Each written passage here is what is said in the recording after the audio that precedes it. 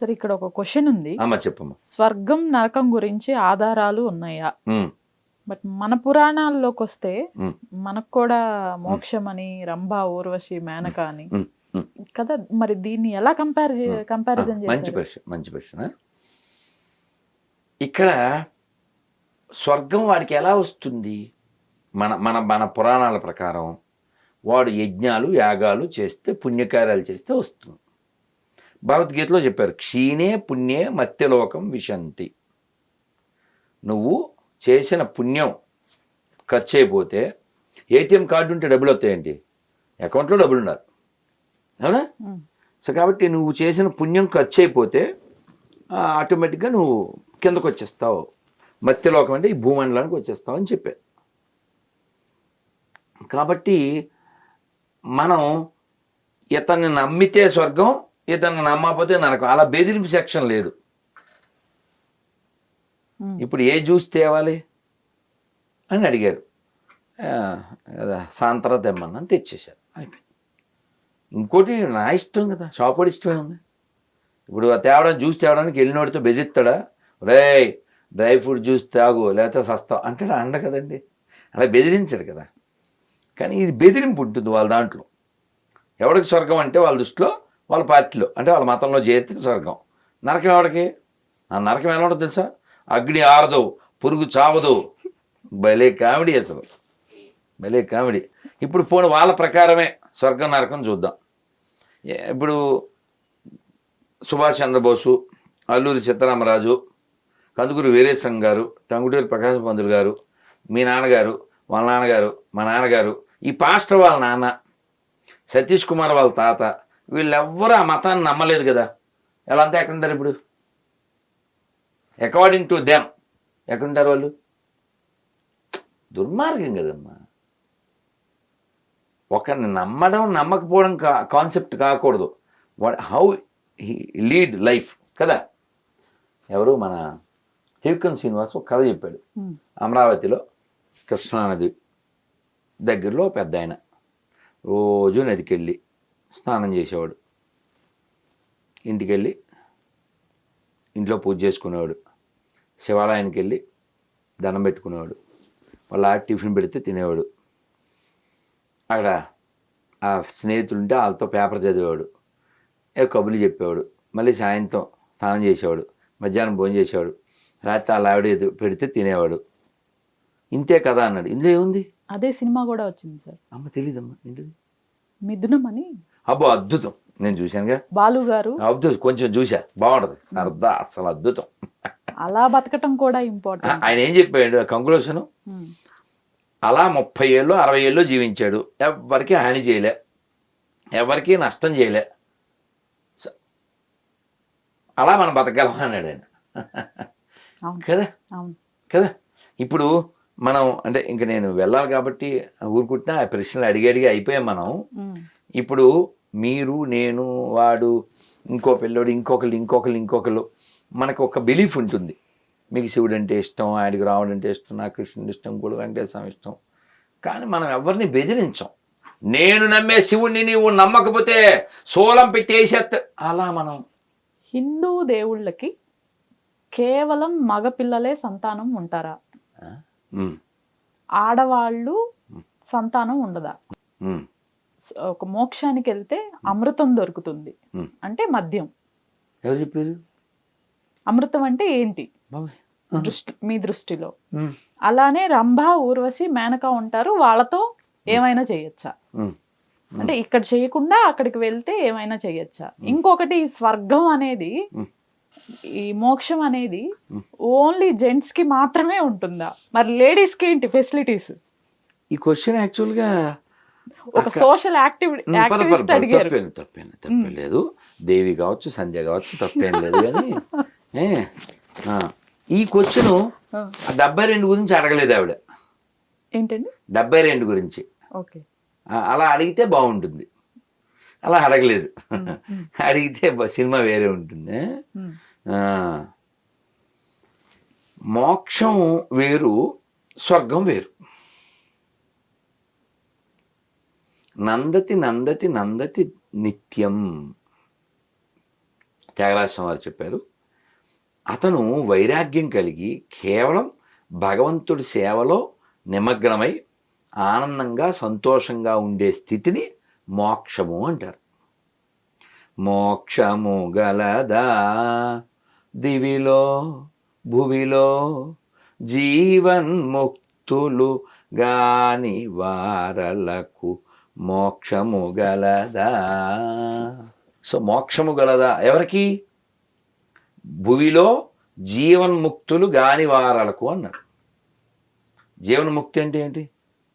ఇక్కడ ఉన్నప్పుడే లిబరేటెడ్ అయి ఉండాలి అతను. లిబరేటెడ్ అంటే ఏంటి? ప్రపంచం పట్ల ఎటువంటి ఆసక్తి ఉండకూడదు. అతను ఈజ్ కాల్డ్ లిబరేటెడ్. ప్రపంచంతో ఏదో అనుభవించాలి, ఈ ప్రపంచాన్ని భోగించాలి, అలాంటి ఏ ఆలోచన లేని స్థితియే మోక్షం.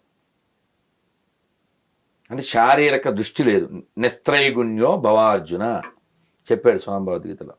ఈ 3 గుణాలకి రైజ్ అబో త్రిగుణాస్ అని చెప్పాడు.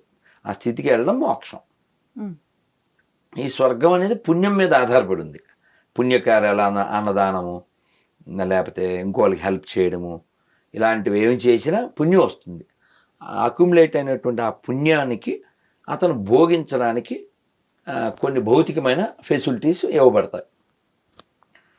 ఆ ఫెసిలిటీస్ కోసం జీవించడం మానవ జీవితానికి ఎయిమ్ కాదు. అది ఎయిమ్ కాదు.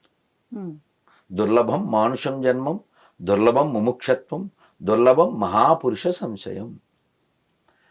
ఎవరో ఎప్పటి వాళ్ళు మనకెందుకు? Ramakrishna Paramahamsa how he treated his wife. ఎలా ట్రీట్ చేశాడు? అమ్మవారిలా చూశాడు ఆయన, అమ్మలా చూశాడు. అది కదా ఎగ్జాంపుల్ అంటే. ఇన్ని మాటలు ఎందుకు? ఆ క్వశ్చన్లో ఒకటి వస్తుంది, మీ మతంలో లేదా మీరు నమ్మిన బుక్లో మంచి అమ్మని చూపించమని. కాకపోతే మోజేసి అడగని నెంబర్ ఇస్తాను. ఒక్క అమ్మ ఉంటుందా? చూపించండి. ఇంతెందుకు, మీరు 10 పేర్లు చెప్పమంటే 100 పేర్లు చెప్పగలం మనం. ఓ డొక్కా సీతమ్మ కావచ్చు, ఓ గార్గి కావచ్చు, ఓ అనసూయ కావచ్చు, ఇలా చాలా పేర్లు మనం చెప్పగలం. మరి ఇస్లాము క్రిస్టియానిటీలో 10 మంచి అమ్మల పేర్లు చెప్పండి. ఎందుకని? మనం అమ్మకి చాలా ప్రయారిటీ ఇస్తాం. మట్టినేమంటాం? భూమాత. ఆవునేమంటాం? గోమాత. డబ్బులనేమంటాం? లక్ష్మీదేవి. పుస్తకాన్ని ఏమంటాం? సరస్వతి. ఇప్పుడు మీ పేరు నాకు తెలియకపోయినా చెప్పమ్మా కదా. ఇది మన విధానం. అందుకే మొట్టమొదట వేదంలో ఏంటి? మాతృదేవో భవ, పితృదేవో భవ, ఆచార్య దేవో భవ. మొట్టమొదటి ఎవరికి చెప్పాం? అమ్మ. నీళ్ళునే అమ్మ అంటాం, అన్నాన్ని అన్నపూర్ణ అంటాం. ఇలా ప్రతి దాంట్లో అమ్మని చూస్తాం. అందుకే దేశాన్ని మనం భారత్ మాతాకి అనగలం. కానీ జెండాను గొడ్డ మొక్క అని పీడి సుందర్ లాంటి పిచ్చోడు అనగలడు.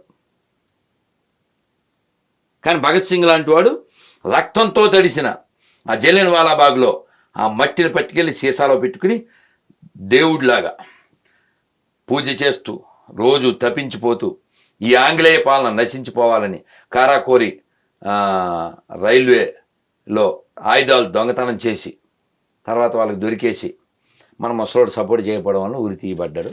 మనకు తెలుసు. ఇలాంటి వీళ్ళంతా నరకానికి వెళ్ళిపోతారని ఆ నాన్సెన్స్ ఎడారి మతాలు చెప్తాయి. అందుకని వ్యతిరేకిస్తాం. ఇది వీరభూమి. భారత్ వీరభూమి, పుణ్యభూమి, కర్మభూమి, ఋషిభూమి, పుణ్యభూమి, ధర్మభూమి, జ్ఞానభూమి, దేవభూమి. ఇక్కడ ఎందరో ఋషులు పుట్టారు, లోకం అంతా బాగుండాలని కోరుకున్నారు. అసలు ఇన్ని మాటలు ఎందుకు? కానీ మంచి ఆహార పదార్థం వాళ్ళ దగ్గర ఏదైనా ఒకటి ఉంటే చెప్పండి. మనం ఎన్ని చెప్పగలమో, ఎన్ని చేయగలమో. మేము ఇస్కాన్లో కృష్ణాష్టమి చేస్తే ఒక్కసారి 500 వెరైటీలు, ఓసారి 1000 వెరైటీలు, ఓసారి 1500 వెరైటీలు చేస్తాం. అసలు అన్నీ ఉంటాయా? అది ఆనియన్ గార్లిక్ వాడకుండా, ఆనియన్ గార్లిక్ కూడా వాడకుండా, రక్తం కాదు ఆనియన్ గార్లిక్ వాడకుండా. అంత వేస్ట్ మంది, మిగిలింది వేస్ట్. అలాగని చెప్పి మనం ఏమో డిస్రెస్పెక్ట్ చెయ్యం. పోనీ వాడి బిలీఫ్ అది, పోన్లే అంటాం మనం. అలా అనుకోబట్టేనా గుళ్ళో ముస్లింలకు చోటిచ్చి నమాజ్ కూడా యాక్సెప్ట్ చేసాం. మరి మసీదులో భజన కుదురుద్దంటావా?